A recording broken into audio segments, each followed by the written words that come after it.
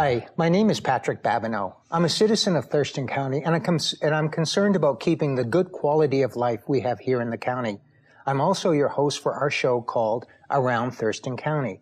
Around Thurston County is all about the place we call our home. It's about the people, places, and things that make Thurston County a special and interesting place in which to live and work.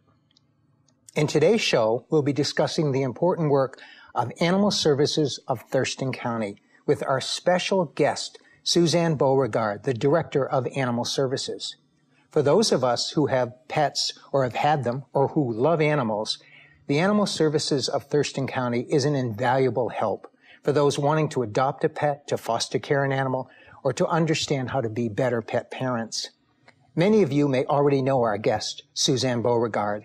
Besides being the Director of Animal Services of Thurston County, she has appeared on Comcast Cable TV show Best Friends for many years, helping animals connect to their new pet parents.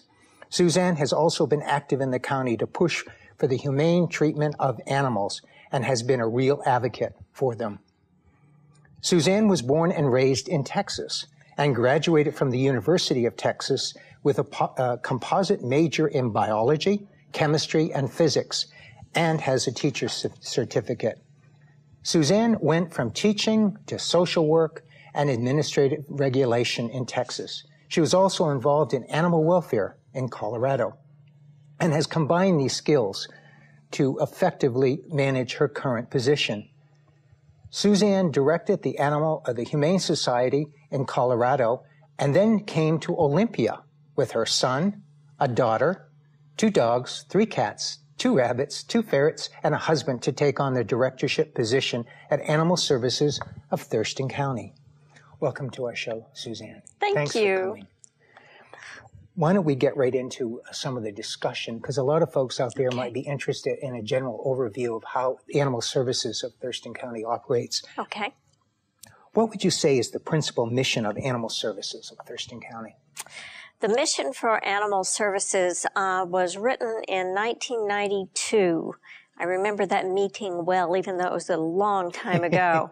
And it resulted in kind of an involved mission. So I'm going to read it to you rather than rely on memory. Mm-hmm. I think the kernel of it, the piece of it that is the most important is alleviating suffering. Mm-hmm. And that's what I try to keep uppermost, whatever we do.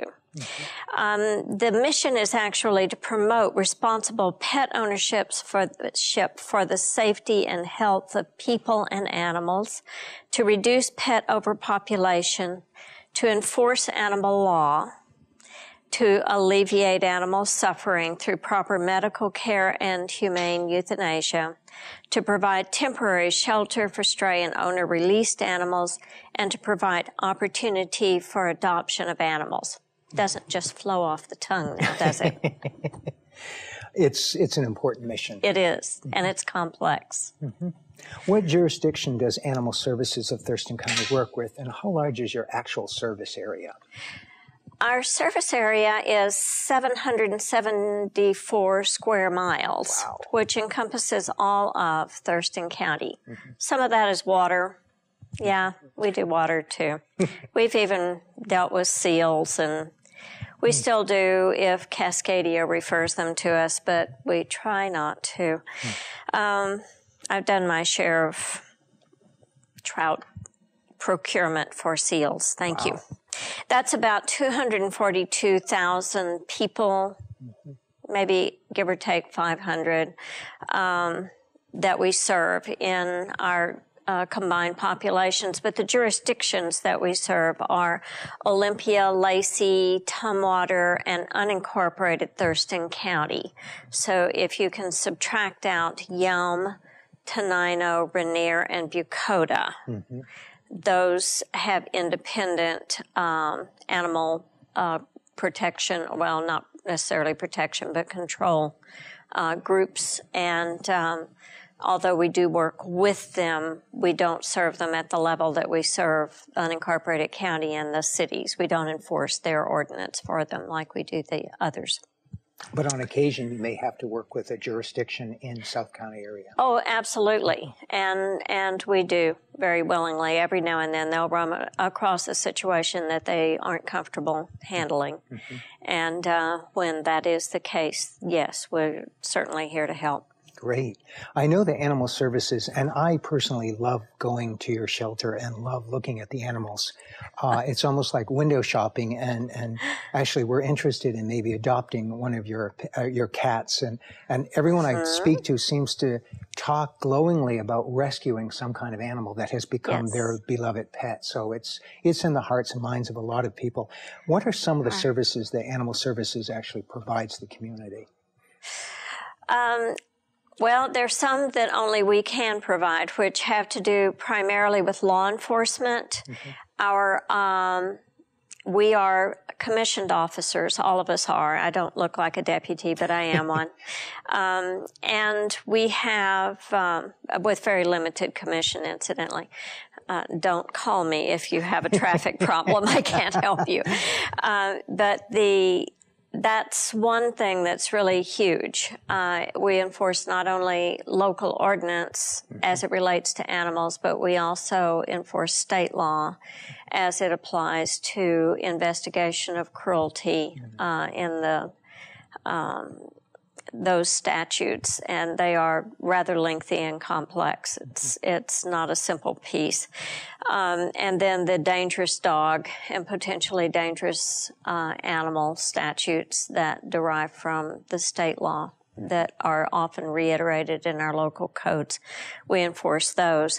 And so that's one service. Obviously, we shelter animals that are brought to us, whether they have an owner somewhere and we have no idea who the owner is. Those are lost animals that we define as strays. Stray to us doesn't mean ill-kept animal, as it seems to most of the public. It means an animal that clearly has an owner, but we don't know where the owner is right now. And so we shelter all of those. Then people can bring us animals that they can no longer care for. We don't encourage it. We don't say that we're the first stop when you have that situation arise, but we certainly do the very best we can. We have people who are offended or have a problem with animals encroaching on their property.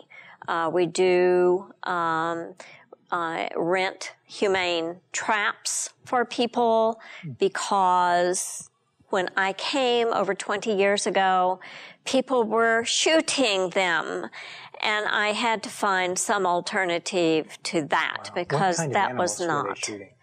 Oh, cats, dogs, raccoons, possums, So you we've name come it. a long way. I think we have.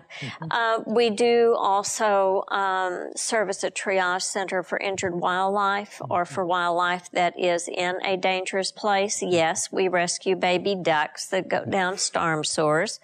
We also, go down cliffs and haul dogs back up them that have fallen.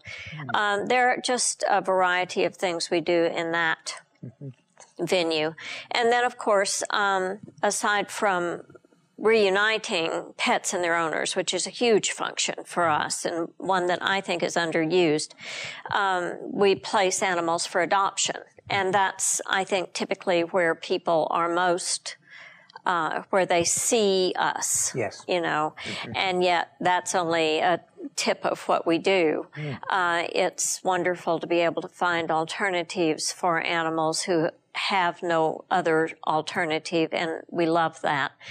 We also work very hard with the rescue groups to place animals that you may never see at the shelter because they have a personality quirk that don't make them safe in our adoption area, but through a rescue group they can be placed quite safely. And so that as well. It keeps us very busy. Wow. So aren't you also connected with a number of other smaller groups that work with animals?